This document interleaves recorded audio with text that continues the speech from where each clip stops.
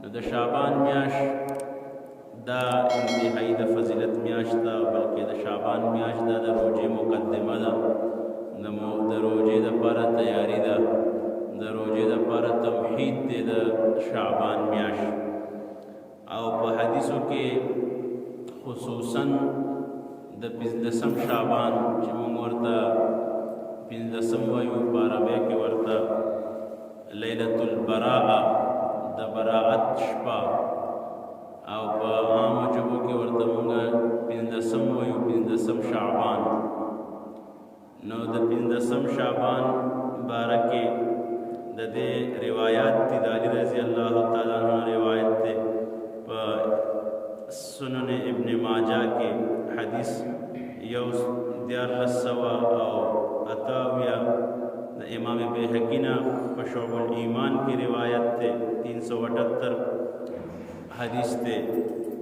چې پیغمبر علیه السلام په دې شپه باره کې وفرمایل چې ماته جبرائیل امین علیه السلام په دې شپه باندې راغی او وی فرمایل چې په دې شپه کې قوموا لیلها وصوموا نهارها، چې د دې شپې عبادت کوئ او د ورځې روژه نیسئ. نو د 15 ورځ باندې روژه نیول دا مستحب دی، سنت مؤکده یا فرض واجب دا نه دی، نفلی روژه ده. چاته الله توفیق ورکوي نو په دې ورځ باندې روژه نیول او د شپې عبادت کول، نفلی عبادت.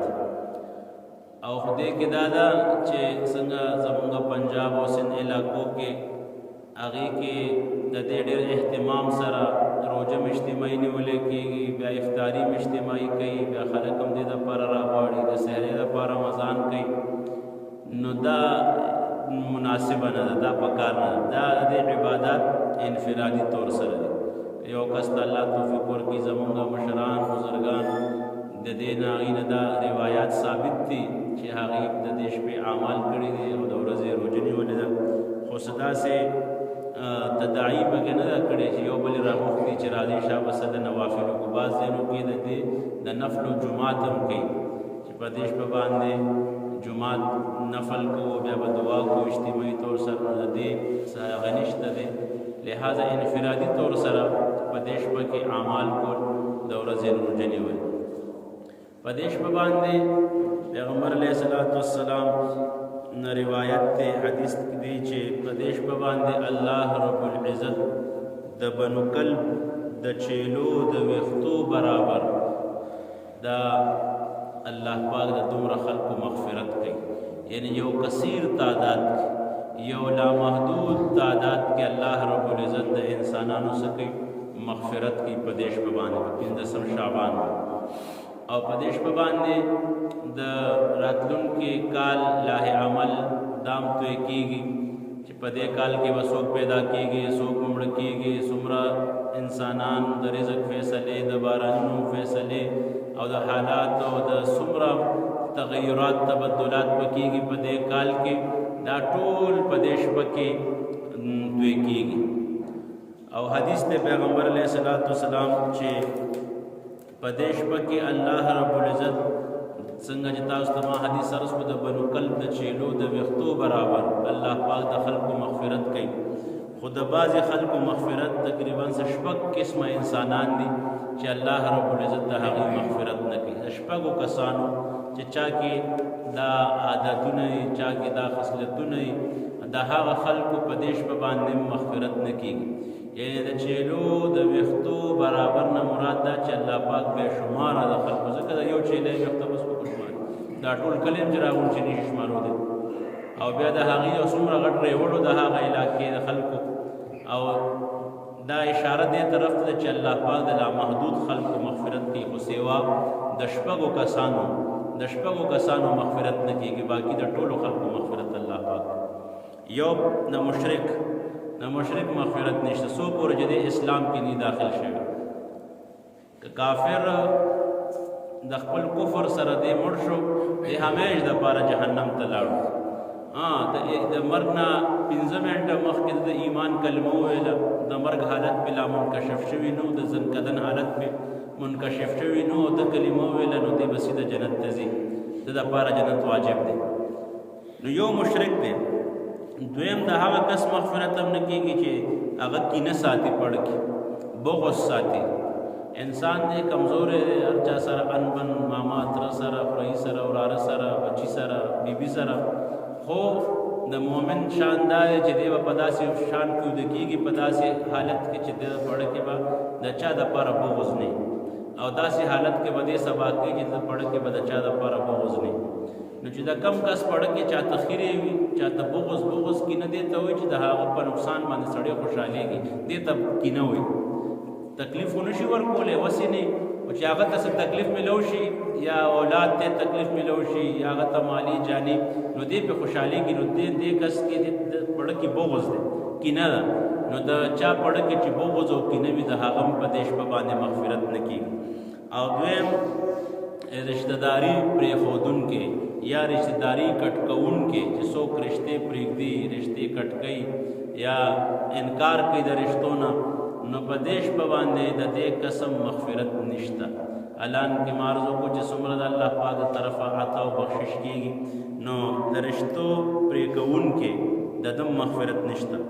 او بل څلورم لمبر باندې د هغه قسم مغفرت نه کیږي چې د تکبر د وجه هغه پنسي لاندې ساتي او اکڑ کوي پکې تکبر کوي صادر مخکې زمانہ کې بلنګونه اوس نن سبا پرتګونه دي نو دې پکې د خپل پنسي پټي نو قیامت کې به الله رب العزت دې کسانو ته رحمت په نظر سره ګوري او په دیش په باندې د دې کس مغفرت پنه کیږي نو خپل پرتګ دا بوچت ساتي ګټه بخکارا ساتي صرف د مونږ لپاره نه چې یو کس د مونږ لپاره صرف هغه پرتګ اوچت کې مانځنه بس بیا پرتګ کته کې نه 24 غنټه د مؤمن شان دی او پنځم لمبر باندې د مور پلار نافرمان چې څوک د مور پلار نافرمانی کوي مور پلار ته خپي په جایز دغه باندې مور پلار د ناجایز حکم کوي نو هغه الله خپل وی چې نه به مانی لا طاعت لمخلوق د مخلوق اطاعت پنه کې زما د حکم په مقابله کې زما حکم دی چې حلال وګټه مور پلار ته وی چې حرام وکي یا غلو کا یا ډاکو کا یا د سړی قتل کا یا نور داسې غیر شرعي حکم درته کوي یا د ماما کرا مزه یا د تر کرا مزه یا د سره نو هغه به نه مانی لا طاعت لمخلوق د مخلوق اطاعت نشته بیا چې کله د الله حکم پکې راشي الله وی چوک او مخلوق وی چمکو نو د مور پلار نافرمان دین علاوه چې یو کس د مور پلار خبره نه مانی دا غي بیا د بي کوي کنزل ورته کوي بد رد ورته وي مور پلار ته وي ته په سبانه پويږي نو حدیثو کې راځي ته کس نه نفل قبليږي نه فرض قبليږي اسی د ډغري وي اسی د تهجدم کوي او اشراقم کوي او ابینم کوي دا تندې په دې ځمکه باندې نورم دی تور کی الله وی زه اسم نه قبلهم د مور پلار نافرمان دمر الله فرمای ولا تقل لهما اف مور پلار ته افم نه کې نور کنزل او بد رد او وهله او ټکول دا وړل لري خبره چې ولا تقل لهما اف پم نه کې دمرم اجازه نشته الله نور کې نو پنځم نمبر باندې د مور پلار نافرمانی کوونکې انسان داغم په شب بارات کې په پنځم باندې ليله البراء په دیش په باندې د هغه مغفرت نشته او شپږم نمبر باندې د شراب وسکون کې خود شراب عادي یو انسان دې ویس کلو توبه وستا نو هغه پکې نه داخل عادي شرابي چې هغه معمول وی لکه څنګه چې سړی سرکټس کې یا نسواره چې یا نور نشکی دا کشان چې د روزانه اعتبار سره د شراب سکی او عادتي وي او چې هغه نسکی نو بیا مازغکار نه کوي یا هغه پسې ګرځي تلاش کوي نو د دې عادتي شرابي هم مغفرت د شب بارات کې نه کیږي